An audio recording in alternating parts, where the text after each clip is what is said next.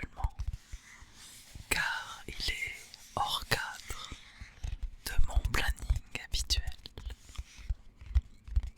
Certains d'entre vous ont certainement su que mon fils, Super Poussin, a été opéré il y a quelques jours de ça. Ce n'était pas prévu, ça s'est fait très rapidement. Rassurez-vous, rien de très grave. Et il va très bien. Bien entendu, il se repose. Merci d'ailleurs pour vos messages de soutien. Du coup, pendant cette journée, il m'a fallu attendre. J'avais prévu le coup et de ce fait, j'avais emprunté quelques livres à la médiathèque qui n'étaient pas prévus dans mon programme du mois.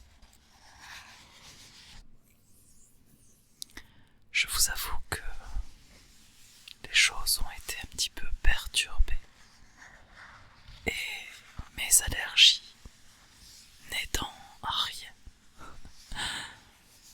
J'ai été, que dire, épuisé n'est pas le mot, exténué, éreinté. Les mots sont faibles.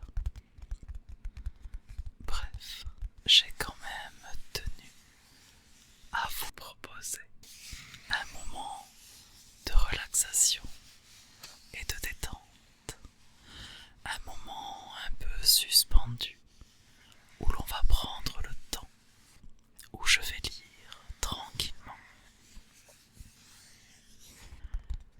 les quatrièmes de couverture et peut-être aussi quelques passages de livres.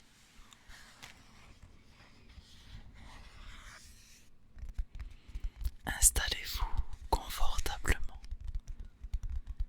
et laissez-vous porter par ma voix et mes chuchotements. Bonne relaxation.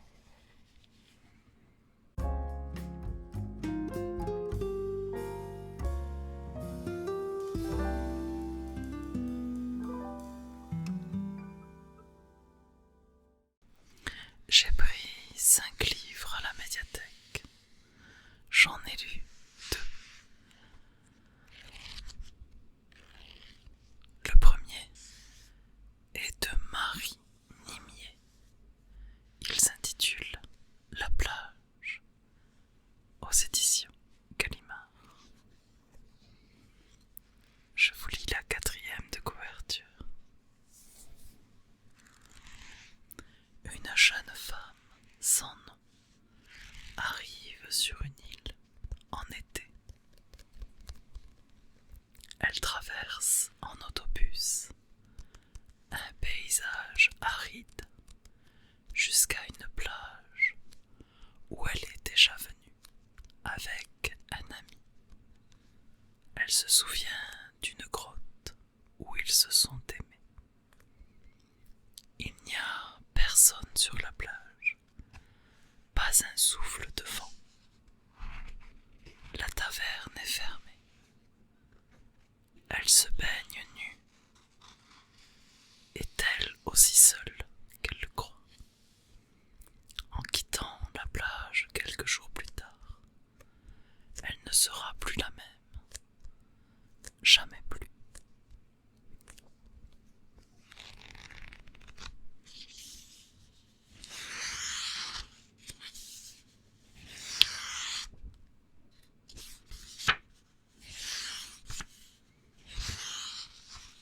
Je vais vous lire le début du premier chapitre. Qui sait ce qu'elle va chercher? Aurait-elle perdu quelque chose? Ses clés, son chemin, son travail, comme on perd le nord. Il y a de l'égarement dans l'air. La jeune femme traverse le paysage sans le regarder. D'une mer à l'autre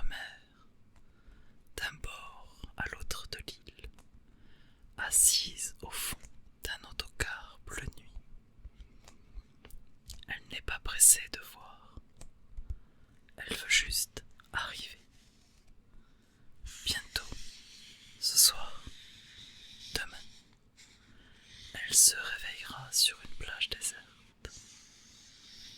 Alors, elle n'aura plus que ça à faire. Nager et regarder. Nager longtemps. Regarder longtemps. En attendant, le front appuyé contre ses bras croisés, elle fait semblant de dormir.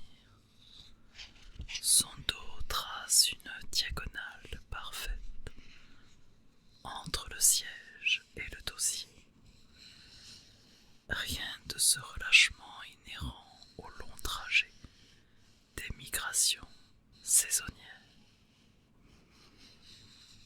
Tout son être étendu, ses genoux serrés, ses mains fermées, les pouces coincés à l'intérieur, comme si elle avait peur qu'on les lui arrache. Tout ça vissé, cuirassé. Ce n'est plus un corps qu'elle a, c'est une décision.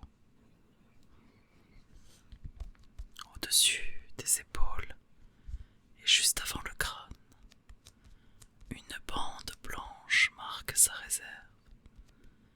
Il s'agit d'une minerve en coton nid d'abeille. Un collier, mais pas pour faire beau. Un collier pour protéger. Le cou bloqué et l'autocar qui roule. Voilà comment elle décrira à son père la traversée de l'île. Deux forces contradictoires qui s'épousent pour avancer. Les kilomètres défilent sous ses pieds. L'asphalte rapiécé. Elle n'a pas besoin d'en savoir plus. En savoir plus l'encombrerait. Les bougainvilliers coiffés par le vent. Les maisons blanches inondées de soleil. Les ruches. Les champs à l'abandon, jonchés de sacs plastiques. Ceux tirés au cordeau. Les orangers. Les oliviers. C'est les panneaux de signalisation criblés de balles. Ce sera pour après.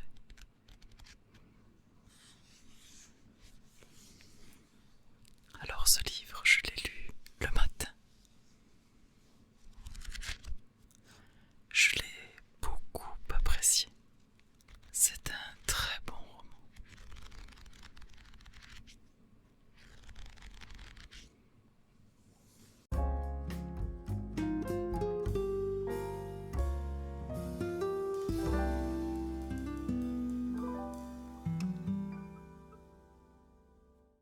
Le livre que j'ai lu l'après-midi, il est de Carole Martinez. Toujours chez Gallimard, il s'intitule « Du domaine des murmures ». Je vous lis la 4e de couverture. En 1187, le jour de son mariage, devant la noce scandalisée, la jeune Esclarmonde refuse de dire oui. Elle veut faire respecter son vœu de s'offrir à Dieu contre la décision de son père, le châtelain régnant sur le domaine des murmures. La jeune femme est emmurée dans une cellule attenante à la chapelle du château, avec pour seule ouverture sur le monde une fenestrelle pourvue de barreaux. Mais elle ne se doute pas de ce qui est entré avec elle dans sa tombe. Loin de gagner la solitude à laquelle elle aspirait, Esclarmonde se retrouve au carrefour des vivants et des morts. Depuis son réduit, elle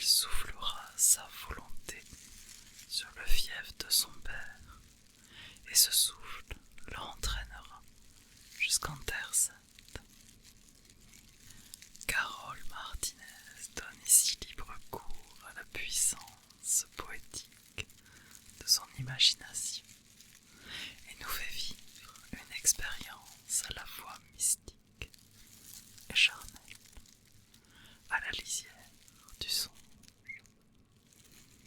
Elle nous emporte dans son univers si singulier, rêveur et cruel, plein d'une sensualité prenante.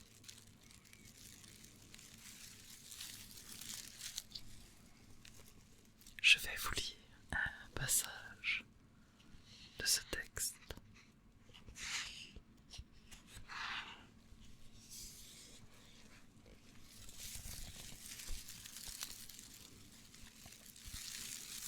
Je suis l'ombre qui cause.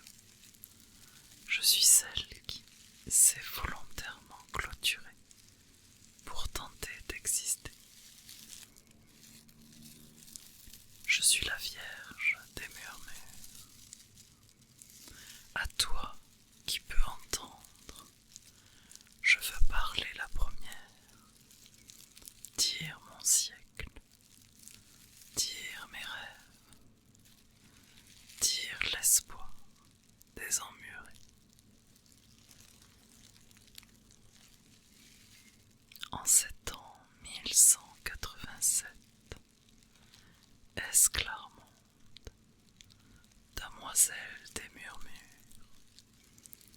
prend le parti de vivre en recluse à haute pierre,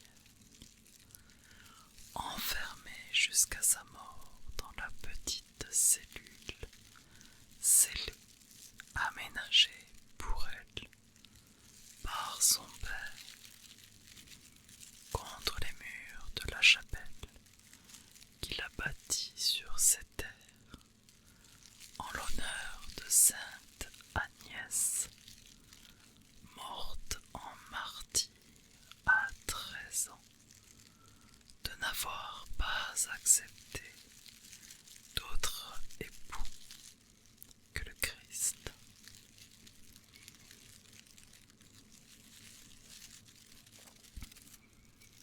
J'ai tenté d'acquérir la force spirituelle. J'ai rêvé de ne plus être qu'une prière et d'observer mon temps à travers un Judas, ouverture grillée par où l'on m'a passé ma pitance durant des années. Cette bouche de pierre est devenue la mienne, mon unique orifice.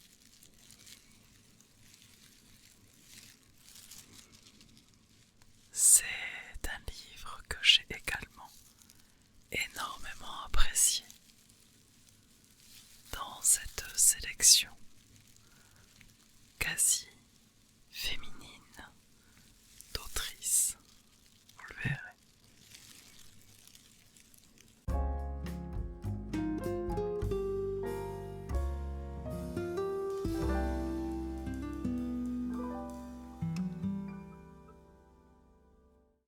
Il y a encore 3 autres livres que j'ai pris à la médiathèque. Entre autres, Les fiancés de Déborah Lévy-Bertherin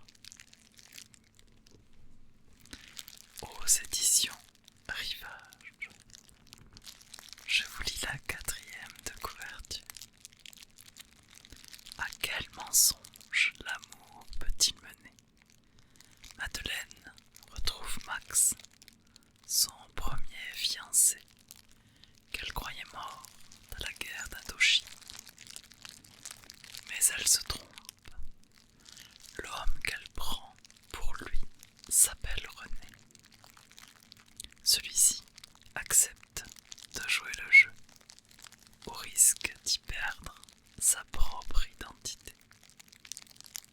Pourquoi tient-il tant à l'amour de cet inconnu? Quel souvenir ancien et troublant Madeleine réveille-t-elle en lui?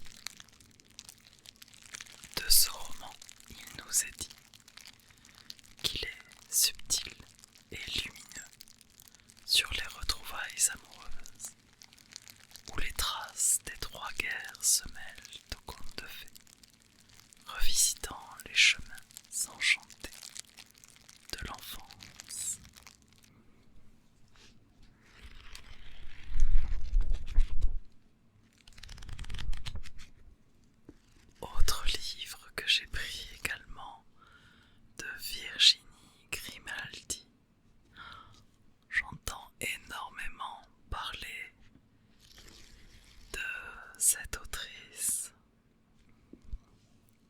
sur les réseaux sociaux.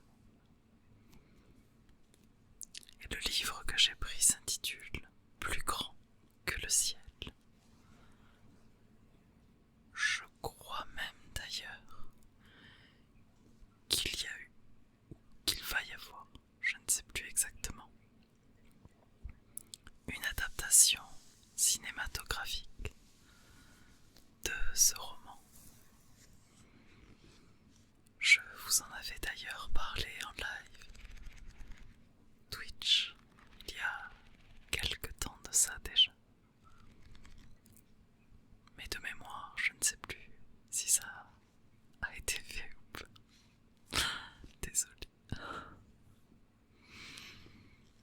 Bref, j'ai vu ce livre et je me suis dit, eh bien, allons-y, tentons l'expérience de lecture.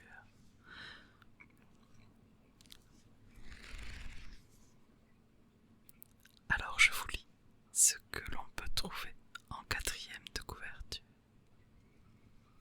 Elsa et Vincent se croisent chaque mercredi dans la salle d'attente de leur psychiatre. Elle est égorgée et mordante. Il est rêveur et intranquille. Elle est conseillère funéraire. Il est romancier. Elle vient de perdre son père. Il cache sa plus grande blessure. Elle est en retard. Il est en avance. Ils ont pourtant rendez-vous. Entre deux éclats de rire, Virginie Grimaldi capte ces instants fragiles où l'empreinte des souvenirs se mêle aux promesses d'une rencontre. Et voici le dernier livre que j'ai pris. Il m'a fait de l'œil, il était dans les nouveautés de la médiathèque, dans leurs récents achats. C'est un livre qui m'avait parlé à sa sortie parce que je vous en avais parlé. Je me suis dit que ce livre devait être pas mal. Alors, je m'en suis souvenu et je l'ai emprunté. C'est un livre de Grégoire Delacour. Il s'intitule Polaroid du frère et il est paru aux éditions Albin Michel.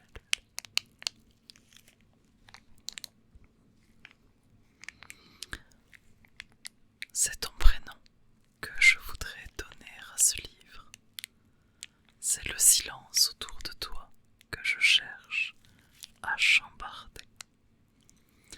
Gavé de mots et d'images, l'épouvante de l'effacement, jusqu'à effacer le mot effacement lui-même. Car on dit que si un mot n'existe pas, la chose qu'il représente n'existe pas non plus. Toutefois, il est curieux de constater qu'il n'existe pas de mot pour définir un frère qui a perdu son frère. Et je t'ai perdu. Alors, les hommes font des livres à leurs frères morts, comme on érige des mémoriaux aux inconnus dans les villages pour retenir leurs cendres. La littérature est un vaste cimetière où j'y pioche ta place. Ce livre m'a l'air extrêmement émouvant. Alors bien sûr,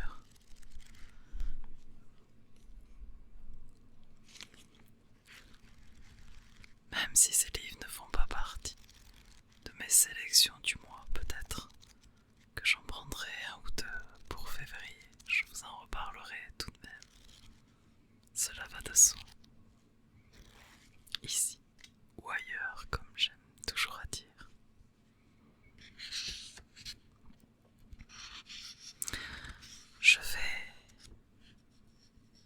J'ouvre le livre, j'en tourne les pages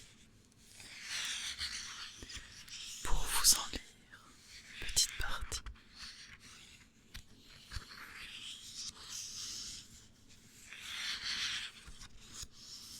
Il commence comme ceci. Hashtag 1. Roubaix, quartier nord, juillet 2022. Les mouches, précisément des Calliphoridae. Elles peuvent parcourir plusieurs kilomètres pour venir pondre dans une viande. 500 œufs en à peine 3 jours, par lot de 75 à 150. Plus la température est élevée, plus l'est la production. Il faisait 28 degrés ce jour-là. 20 heures après, les asticots sont sortis de leur cocon. Le lendemain, la température dépassait les 32 degrés.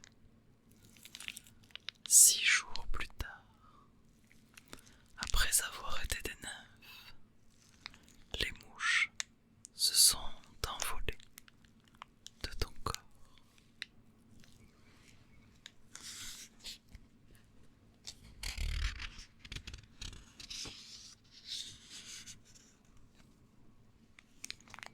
Hashtag 2.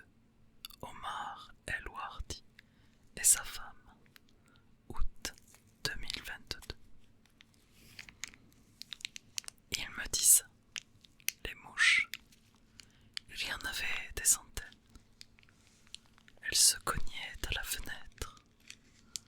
Elles faisaient comme un nuage, puisque la lumière était restée allumée jour et nuit, précise-t-il. J'ai bien pensé que c'était ça, et j'ai appelé les pompiers. Et il me dit ça, ton voisin, debout sur la plus haute marche de son perron, pour être à ma hauteur, car il est petit. Mais à la façon dont il parle, dont il regarde la rue comme un prince arabe, l'étendue de son désert, il semble immense. Derrière lui, plus petite encore, sa femme, toute drapée de nuit, dont seuls les yeux sont visibles, hoche doucement la tête, et c'est dans cette lenteur que je ressens sa tristesse.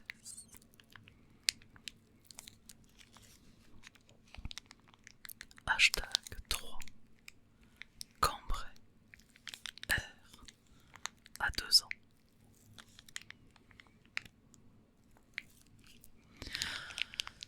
Avant d'être ce corps décomposé, nauséabond, huileux, tu étais un enfant très beau. J'ai eu un fils comme toi. Vous possédiez tous deux cette grâce qui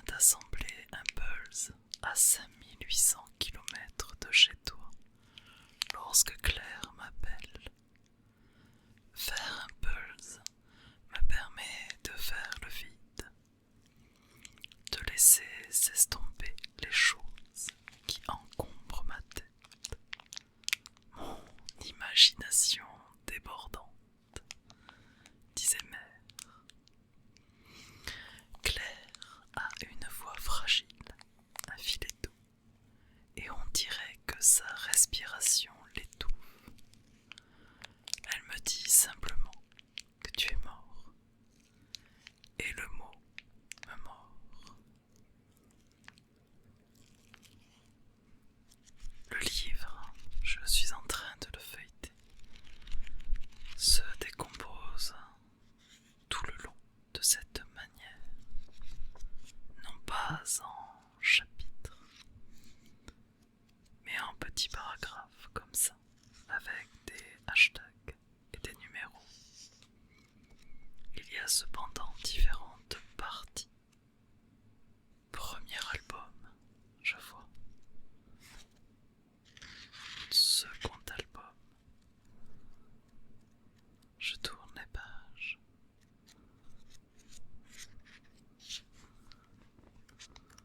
Je cherche.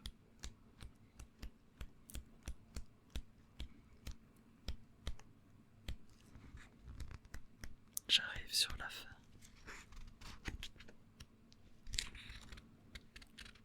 Le dernier Polaroid.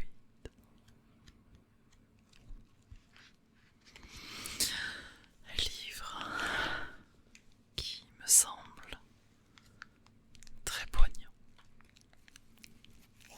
J'imagine que je vais encore finir en pleurs. Mais ce sont ces livres en apparence simples qui sont les plus poignants. Et généralement, ce sont ceux-là qui me marquent le plus.